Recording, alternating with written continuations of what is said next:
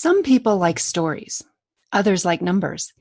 In her book, Open Adoption and Diverse Families, Dr. Abbie Goldberg has satisfied both camps, as well as those who equally love stories and data. Today's guest has brought me a huge gift in the form of her research. There are things that I know about effective parenting that I just know in my gut, and that would be this basic premise that truth and transparency and attunement are really solid guiding principles for raising emotionally healthy sons and daughters. So is that only anecdotally true, or can that be backed up by data? Dr. Abbie Goldberg has spent the last 15 years gathering evidence that what I know to be true is in fact borne out by data. Adoption, the Long View is a podcast brought to you by adopting.com. Our focus is more on the marriage than the wedding.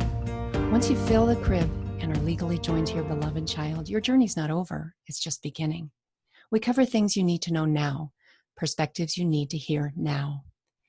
I'm your host, Lori Holden, author of The Open-Hearted Way to Open Adoption and longtime blogger at lavenderluz.com. I'm a mom through infant adoption to a daughter and a son, now in their late teens, and it's been a ride. Think of any road trip you've taken. There are ups and there are downs, and it's always an adventure. You're always glad for the trip, but afterward and during, you might end up thinking, if only I knew then what I know now. So here we go. Dr. Abbie Goldberg is a professor of psychology and director of women's and gender studies at Clark University in Worcester, Mass. She received her BA in psychology from Wesleyan University, an MA in psychology, and a PhD in clinical psychology from the University of Massachusetts Amherst. For 15 years and counting, Dr. Goldberg has been conducting a longitudinal study of adoptive families headed by females, males, and heterosexual couples. Welcome, Dr. Goldberg. Thank you. I'm really excited to be here.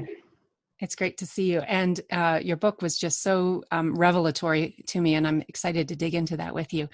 Can you tell us briefly what led you to doing this vast amount of research on open adoption and diverse families? Yes.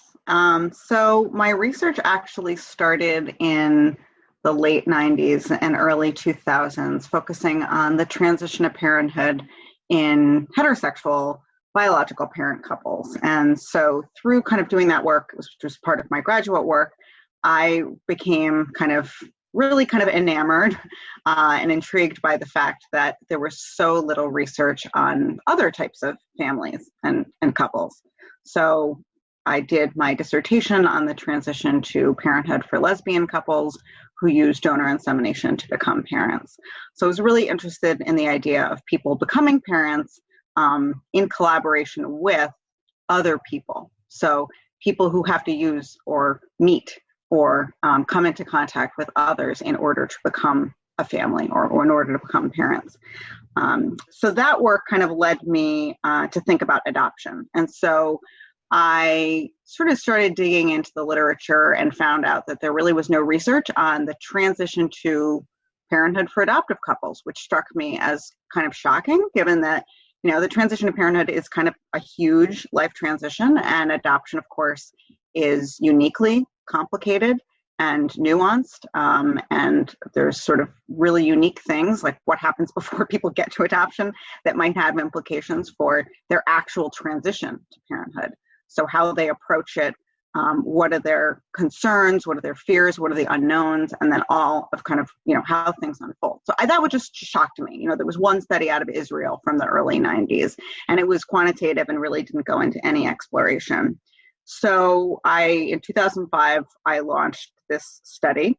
This was back in the days before, a lot of social media or technology. So I literally called adoption agencies on the telephone, and sent them emails and asked them to give brochures about the study to their clients who had not yet adopted.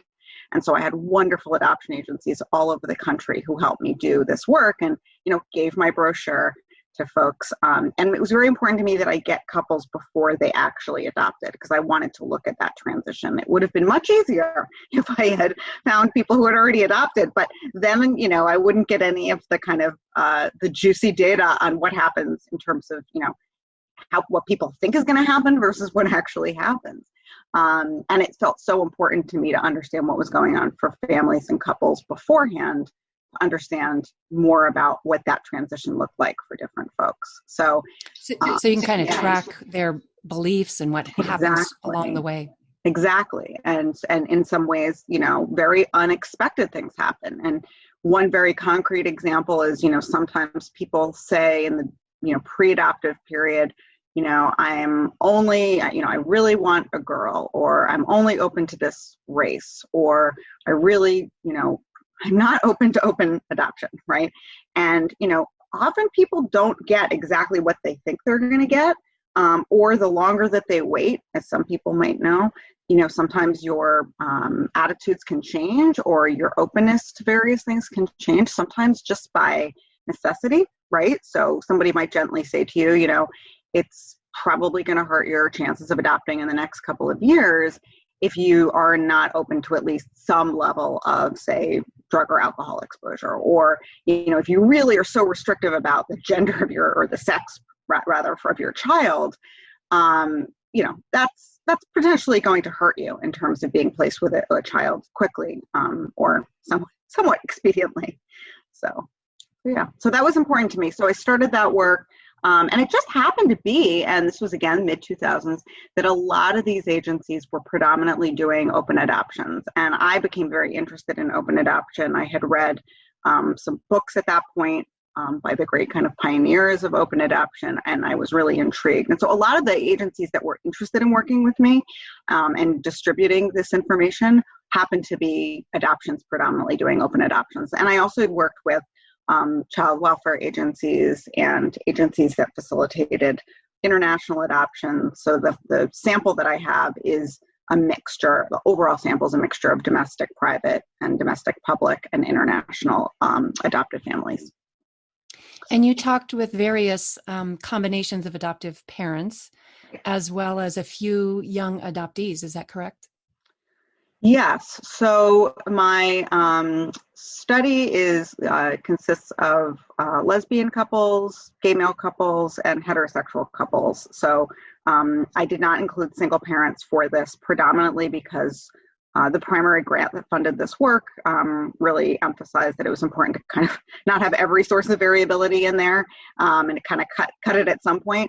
And a lot of the questions I was asking about were things like division of housework, relationship quality. They wouldn't have been as relevant to single parents, but that, of course, that is a very important topic. And a doctoral student of mine did her dissertation on the transition to adoptive parenthood for single parents. So yeah, lots of variability. And then in the most recent follow-up, when kids were about 8 to 9 years old, we did interview some of the kids of these families, which I think is what you're talking to. So yeah, I was surprised and pleased to find that the voice of the children were in there too. And yes, are you planning to talk to them more? I think so eventually. To be honest, it was this is kind of interesting. So to give some background, I've been interviewing these families since 2005, and I've conducted 8 different assessment points, some of which have just been questionnaires, but many of which have also been interviews. The kids in the follow-up, when kids were about 8 to 9 years old on average, we had money to ask, the kids some questions. Some parents didn't really want their kids to be interviewed, and that's really interesting in and of itself. So, related to open adoption, some of these families said things like, I'm worried that, asking them questions about adoption will highlight an aspect of their family that is different, when I really would rather not draw attention to it. Or they don't think they're different, so I'm concerned that talking about it will make them think they're different. And then in other cases, it was really things around like, my child's really shy, or my child hates talking on the phone, or, a lot of very kind of age, kind of developmental related reasons. But I did find that really fascinating. I think about 2/3 of parents agreed to have their kids be interviewed. And then of the 1/3 that didn't, some were kids just were like not interested. And then some were parents kind of being concerned about what that might bring up for their kid.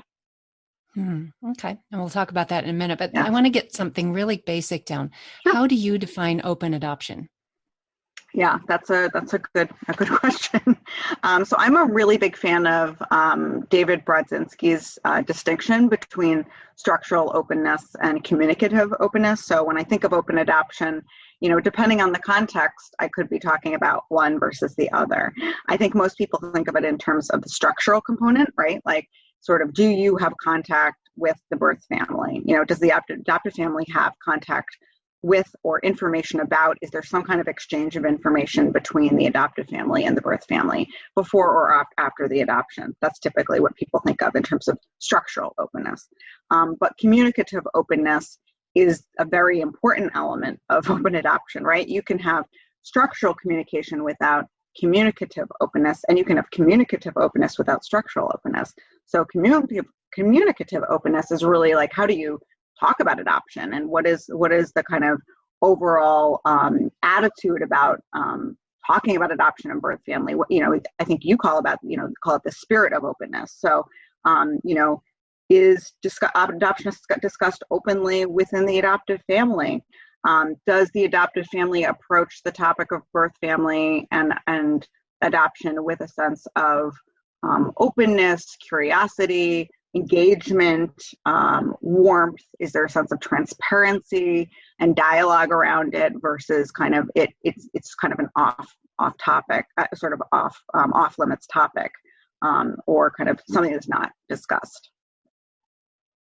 And that's a fascinating distinction, and it kind of fits in with this construct I came up with called the open adoption grid, where you can have both types of openness, you can have neither, and then you can have one without the other.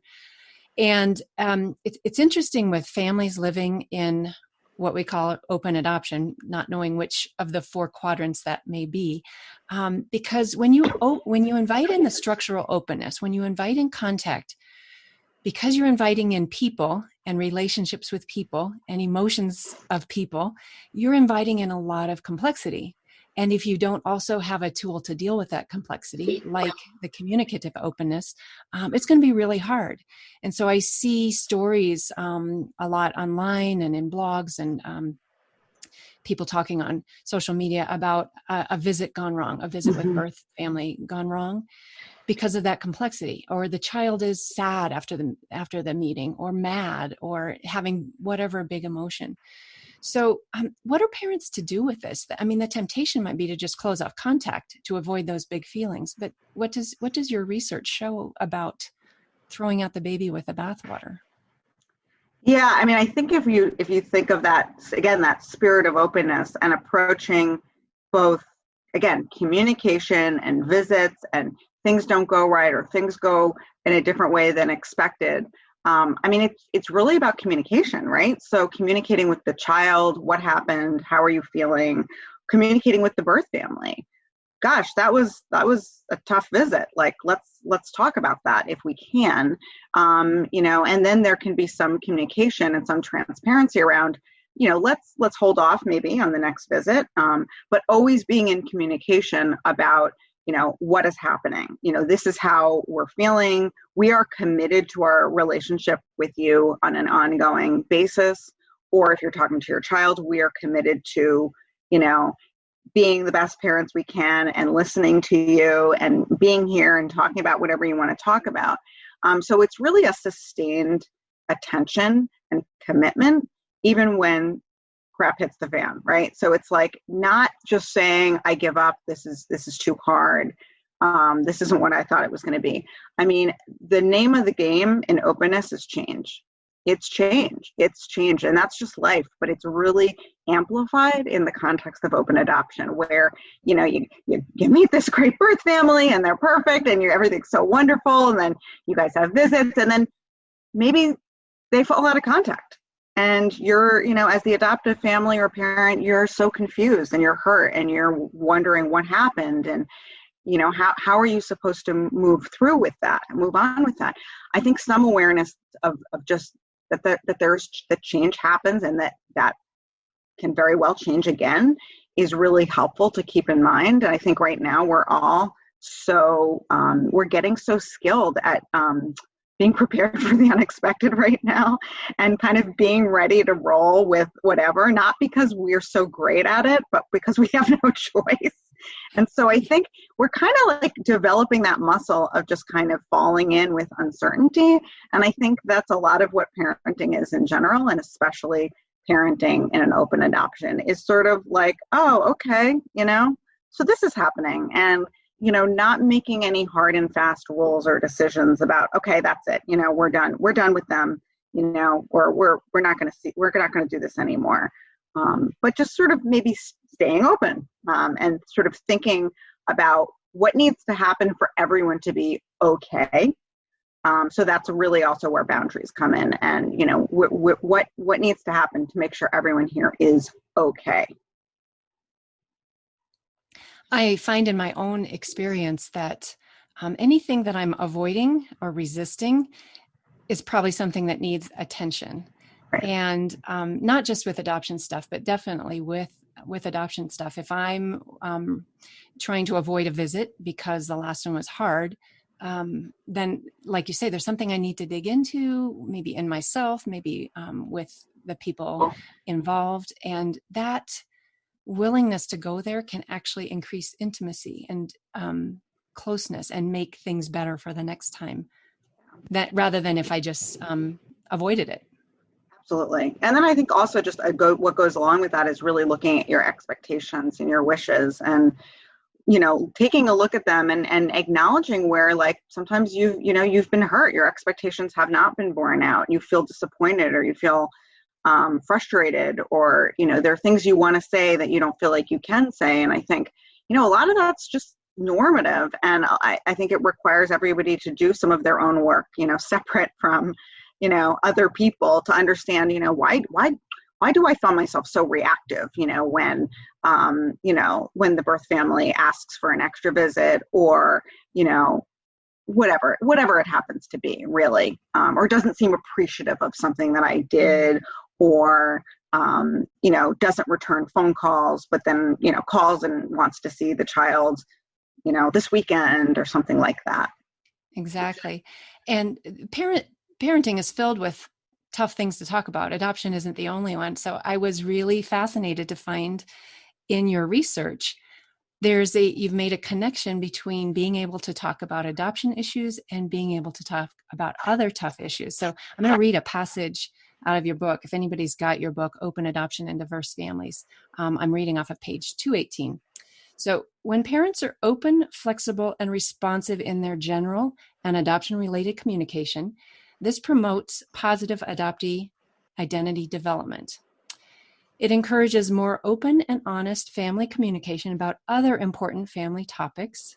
Somebody in your survey was quoted as saying, "The openness makes it easier for us to talk about other situations like drugs, alcohol, boys. It's made our relationship more open." And then you go on to say the opposite as well, that the lack of flexible adoption-related communication within the family can undermine adoptee development because you're not able to talk about those hard topics. Can you talk a little bit about that connection between all of those issues?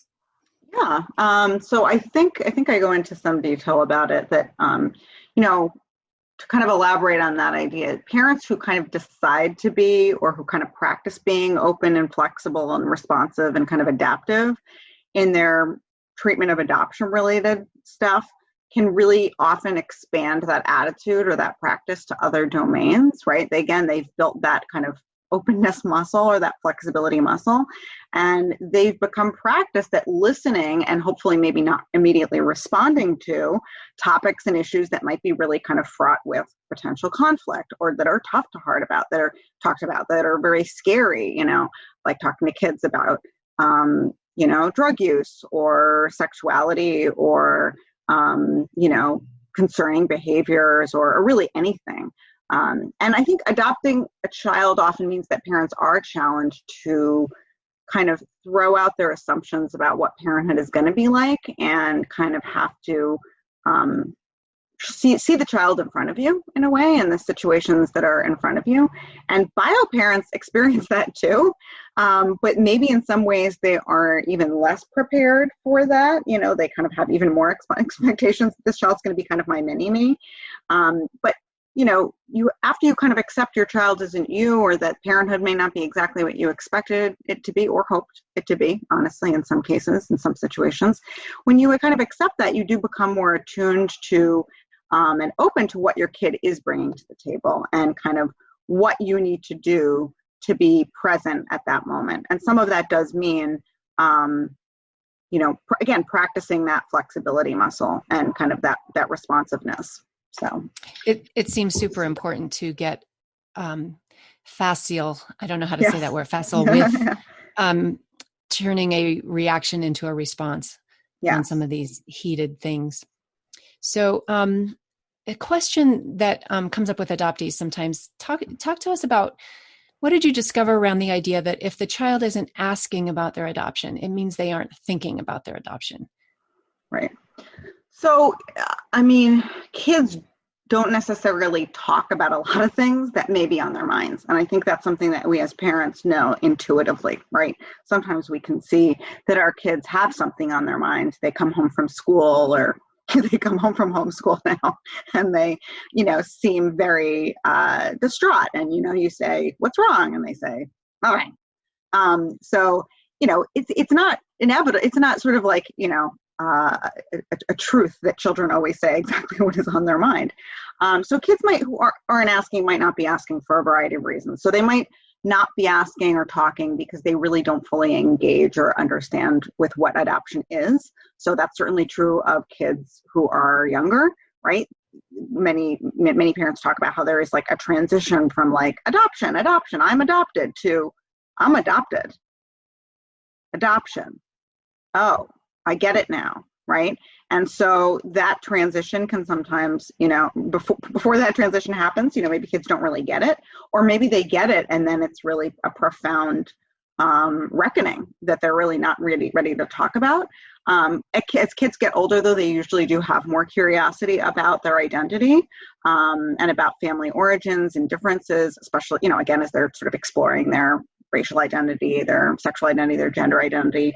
And they kind of come to some understanding as they get older of like how they're different and similar to, different from and similar to their parents and their other family members and their birth family. And so, kids often have questions about that, or they have thoughts about it. And so kids not talking about that as they get older, that may have something to do with messages, implicit or explicit, that these are not okay things to talk about.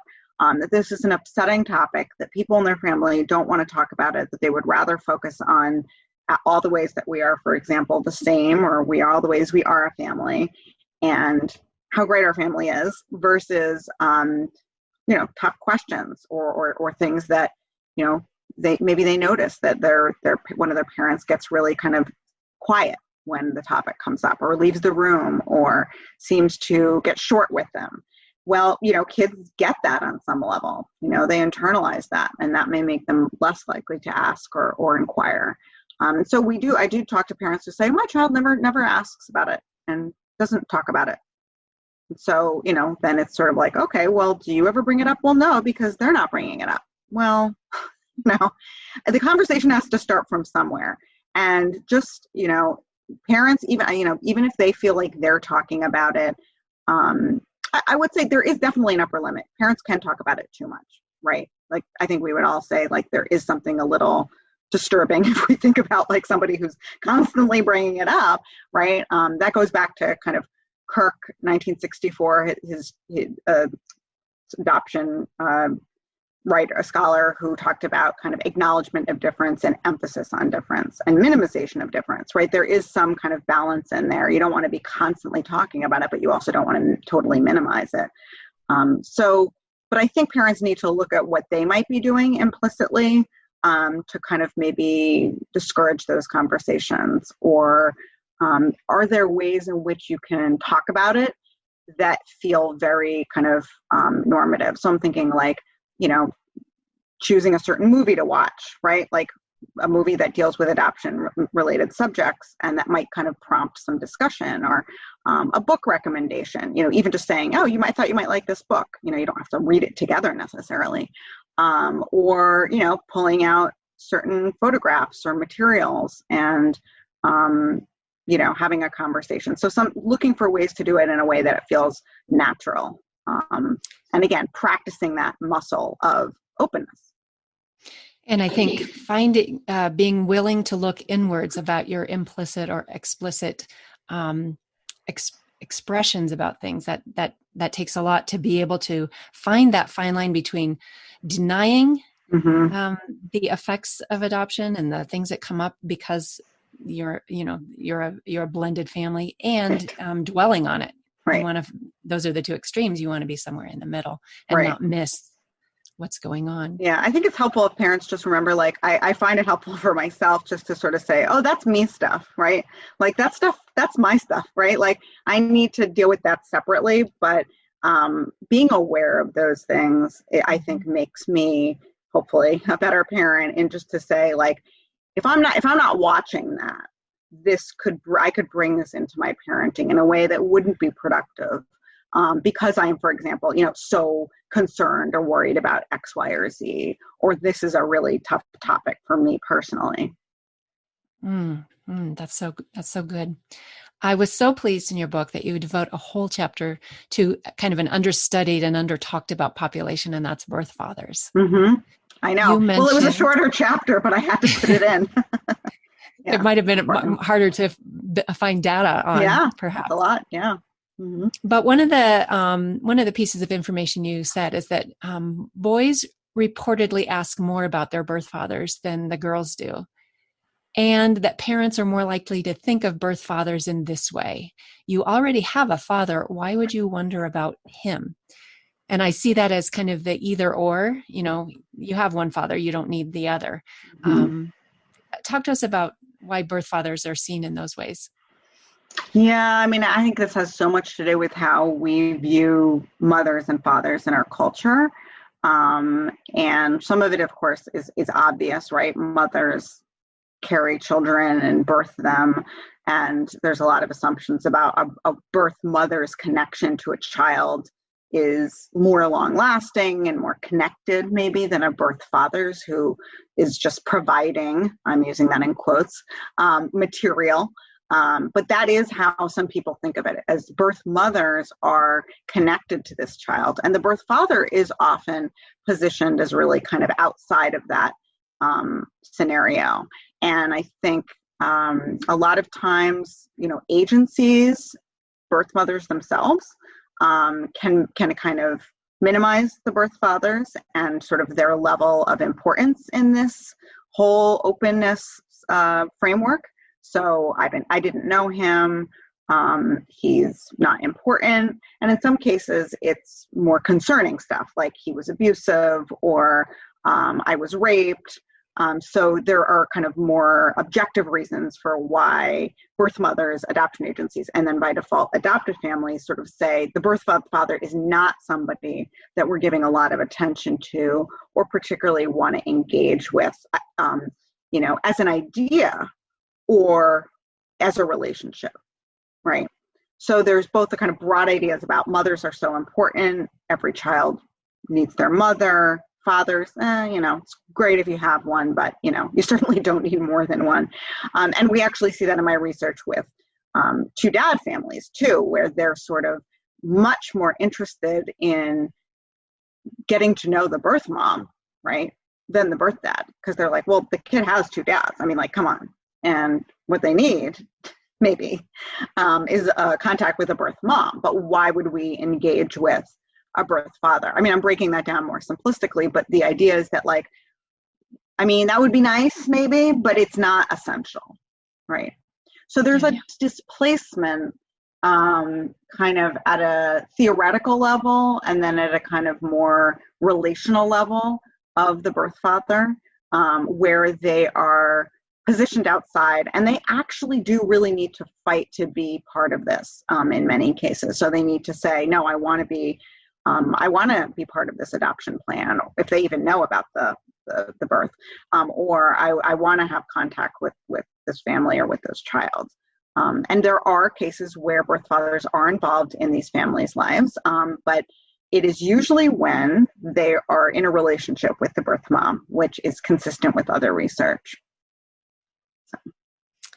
Yeah, it's interesting because through modern technology, we can break out the biological connection and the genetic connection. Yes. And in a typical adoption, the birth mom has both the biology of carrying the child and the genetic connection, and the father has only the genetic connection.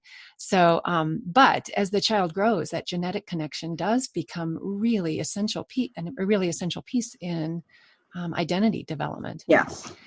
And I always do want to kind of prep people who are going into conversations about birth father with the child that you should be ready to have more. It tends to morph into the birds and bees discussion, because explaining who the birth father is requires a different level of detail Yes. than explaining who the birth mother is. So anybody listening, I want to make sure that you know that it could go there and be ready.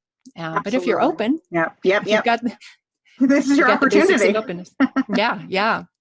Let's talk a little bit about agencies, because you mentioned them earlier, Mm-hmm. and the role that they play in how prepared all parties are in dealing with these complexities that come up, whether there's contact or not.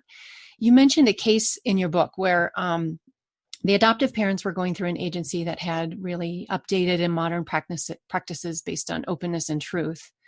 But the expectant mom, who was in another state, was going through an agency that was more old school, kind of secretive. And they were hinting to her that maybe she shouldn't be so forthcoming with the birth father's identity, and maybe hide this. Don't worry about that. Let's just keep this tidy and closed and move on. Mm-hmm. What happens with such a clash of expectations and preparation for this openness? Mm-hmm. Yeah, I think when adoptive parents and birth parents are working with, for example, agencies that do have these very different practices and kind of philosophies, that can lead to a real unproductive mismatch in expectations, and it can be a really terrible setup for disappointment on someone's end. So it can lead to a lot of miscommunication, right? Because if the adoptive family is approaching this with, we are 100% committed, we really want to have an open adoption, we believe that this is the best thing, we've read all the research, we completely have drunk the Kool-Aid, it's best for everyone involved, and the birth expectant mother or parents are sort of hearing messages of, clean break is best. They may say this, but they're probably not going to follow through, or it's really best for the child if you just, write a letter every year and that's it. Then, there's a potential for, a match to happen and for communication to be kind of stilted or kind of unproductive. But there's also the possibility that will disrupt and that match will not happen. And that the adoptive parents, for example, in that situation might conclude that is actually not a great match.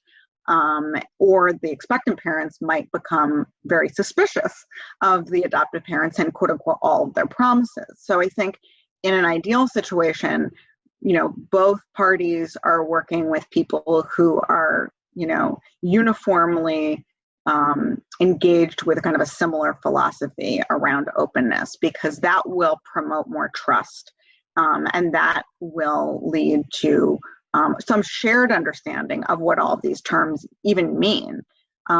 So, what does it mean to have contact, and what does it mean to be open versus I just picture two cars kind of missing each other. They're just kind of not they're just not connecting, right? Mm-hmm. So yeah, I think there are fewer and fewer of those particular types of agencies that, are still promoting the benefits of a clean break, and the child really needs to move on, and, you need to move on, and, everyone should go their separate ways. And, it's not good for anyone to kind of have that kind of contact. But they are still out there. And I know that because I continually hear from folks that say, well, my agency says, we have to have an open adoption. But what that really just means is that we have to kind of exchange this basic information. And then after the baby is born, then we don't really have to do that anymore. So even the agency is kind of on board with the idea that this is pro forma.